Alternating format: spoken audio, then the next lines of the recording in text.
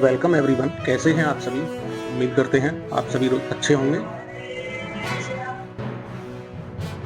मैं विपिन शर्मा एक बार फिर से आपका स्वागत करता हूं और मैं लेकर प्रस्तुत हूं आज आपके सम्मुख विभिन्न समाचार पत्रों में प्रकाशित मुख्य खबरें जो रोजगार और शिक्षा से जुड़ी होती हैं और आपके आसपास क्या घटित हो रहा है उसके बारे में रूबरू कराती हैं।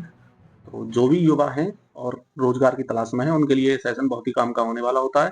तो अगर आप पहली बार चैनल पर विजिट कर रहे हैं तो आपको बता दूं, चैनल को सब्सक्राइब कर लें और बेल आइकन ऑन कर लें, जिससे कि आपको सारे सेशन मिलते रहें और आपका जो जनरल नॉलेज का पोर्शन है वो भी बहुत अच्छा चलता रहे और राज्य में आपके में कौन कौन सी वैकेंसी आई हुई है इसकी भी आपको जानकारी टाइम टू टाइम मिलती रहे। बजट सत्र कल से आज होगा सर्वदलीय बैठक का आयोजन। भाजपा व सहयोगी दलों के विधायकों की बैठक शाम को लोक भवन में।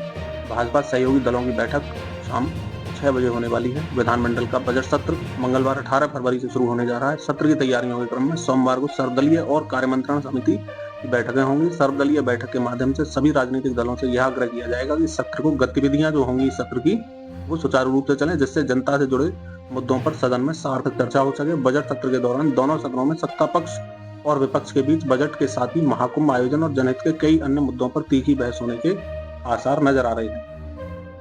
आगे है H1B वीजा के लिए देना होगा विशेषज्ञता का प्रमाण। तकनीकी डिग्री के साथ विशेषज्ञता अनिवार्य। सामान्य IT डिग्री वाले योग्य नहीं होंगे। अब खबर है अमेरिका के राष्ट्रपति डोनाल्ड ट्रंप ने H1B वीजा के नियमों पर अमल शुरू कर दिया है। इसके तहत H1B वीजा के लिए तकनीकी डिग्री ही काफी नहीं होगी बल्कि विशेषज्ञता को अनिवार्य कर दिया गया है। अमेरिका हर साल तकनीकी कर्मियों के लिए 65,000 H1B वीजा जारी करता है। अब तक इसके लिए स्नातक की डिग्री ही मान्य थी। जैसे कंप्यूटर साइंस डिग्री वाले आवेदक को इससे जुड़े किसी भी कार्य के लिए वीजा के लिए योग्य माना जाता था। अब इसकी जगह आवेदक से तकनीकी विशेषज्ञता पूछी जाएगी। बैंक डूबे तो भी आप 5 लाख पाने के हकदार।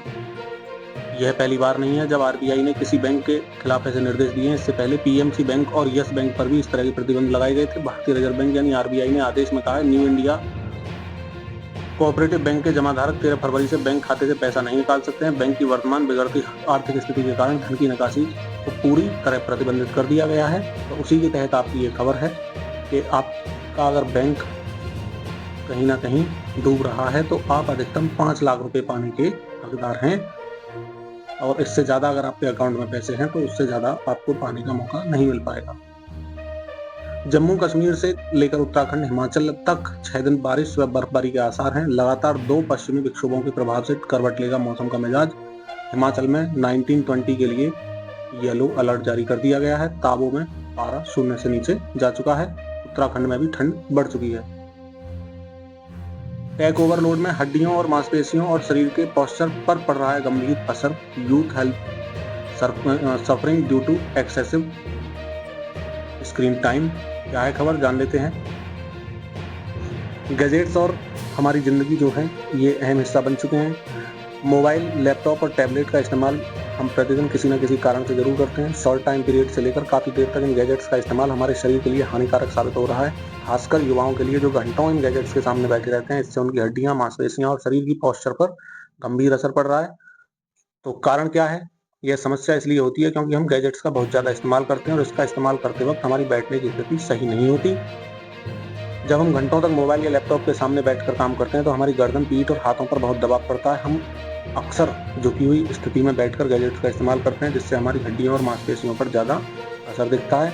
इसके अलावा लगातार स्क्रीन पर देखने से हमारी आंखों पर भी बोझ पड़ता है, जिससे सिर दर्द और आंखों में जलन हो सकती है। हमारी सेहत के लिए नुकसानदायक होता है और अगर इसे समय रहते ठीक न किया जाए तो ये गंभीर समस्या हो सकती हैं। और अगर आपके साथ ये समस्याएं हैं तो आप इन्हें इग्नोर ना करें। आंखों में दर्द और सूजन, कमर दर्द और पीठ में दर्द, हाथ और कलाई में दर्द, नींद में कमी, सिर दर्द, शरीर में थकावट और कमजोरी। तो कुछ उपाय हैं जिन्हें आप इस्तेमाल में ला सकते हैं। जैसे सीधे बैठ सकते हैं जिससे कि आपको परेशानी ना हो और बीच बीच में आप ब्रेक भी ले सकते हैं अगर आप लंबे टाइम तक इन गैजेट्स का यूज करते हैं। जैसे समाधान में आप देख सकते हैं 20 मिनट बाद स्क्रीन से 20 सेकंड के लिए दूर जरूर हो, यानी 20-20 नियम हो गए। बैठते समय पीठ सीधी रखें और सिर आगे ना झुके। शरीर को हर घंटे स्ट्रेच करें, खासकर गर्दन और कलाई को। रात को गैजेट्स पर ब्लू लाइट फिल्टर या नाइट मोड का इस्तेमाल करें। स्क्रीन टाइम के दौरान शरीर को हाइड्रेट रखें। थोड़े थोड़े समय पर गैजेट्स का इस्तेमाल करें और नियमित ब्रेक भी लेते रहें, तो आपके लिए नुकसान कम होगा। फिट रहने के लिए अधिक डाइटिंग से टाइप 2 मधुमेह का खतरा बढ़ा है। तो इसका मतलब डाइटिंग भी अधिक ना करें। 16 घंटे तक बिना खाए एक दिन में रह रहे हैं 46.2 करोड़ लोग दुनिया में टाइप 2 से पीड़ित हो चुके हैं। उपवास रखने के दो पहलू हैं। तो फायदा क्या होगा? वजन घटाने में मददगार, शरीर को ऊर्जा मिलना, हृदय रोग में फायदेमंद। नुकसान क्या होगा? इससे मधुमेह का खतरा हो जाएगा, दिल का दौरा पड़ने की संभावना बढ़ जाएगी, शरीर में पानी की भी कमी हो जाएगी। क्या है इंटरमिटेंट फास्टिंग?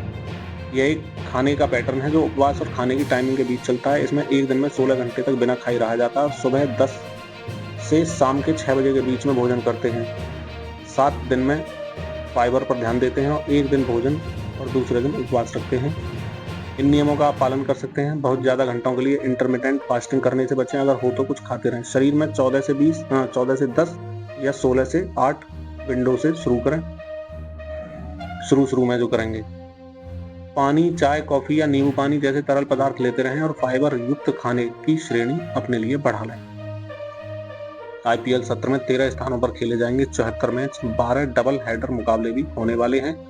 10 टीमें लीग के 18वें सत्र में कर रही हैं इस समय शिरकत। आपके सामने ही पूरा चार्ट है। फाइनल मुकाबला 25 मई को कोलकाता में। 65 दिन तक चलेगा यह सत्र। तो आप भी अगर शौकीन है क्रिकेट के और IPL के तो आप इन डेट्स को नोट कर लें अपने पास में और आराम से एंजॉय करें। इसी के साथ आज का न्यूज सेशन यही समाप्त होता है। मैं विपिन शर्मा आपसे लेता हूँ विदा, इसी शुभकामना के साथ कि मिलेंगे नए सेशन में नई खबरों के साथ। जय हिंद, जय भारत, वंदे मातरम।